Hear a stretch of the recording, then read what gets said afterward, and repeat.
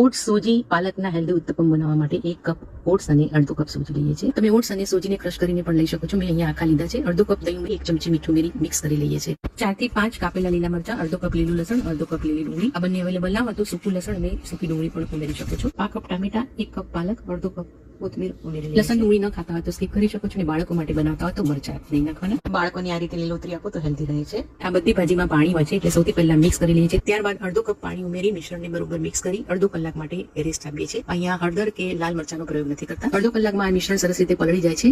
અંદર બધી ભાજી હોય છે એટલે આપણે સોડા કે ઈનો કોઈ ઉમેરવાની જરૂર રહેતી નથી. પ્રીહીટ કરેલા તવા ઉપર મિશ્રણને ઉત્તપમ બનાવીએ એ આકારમાં પાથરી દઈએ છીએ. મોટા નાના ગમે તે સાઈઝના બનાવી શકો છો. ઉપર ટામેટા, કેપ્સિકમ, ડુંગળી કંઈ પણ ટોપિંગ્સ તમે પાથરી શકો છો. આને ઉથલાવાની ઝડપ નહીં કરવાની કારણ કે લીલોતરી હોય છે, પોચું હોય છે, તરત જ તૂટી જશે. એક સાઈડ બરોબર થવા દેવાનું, ત્યારે બીજી સાઈડ તેલ લગાવીને ઊંધો કરી લઈએ છીએ. ઉપર કેચઅપ, ચીઝ, પનીર, ઓરેગાનો, મરી પાવડર અને ચીલી ફ્લેક્સ ઉમેરીને સર્વ કરીએ છીએ. Please like, share, subscribe, follow my Adipur 22.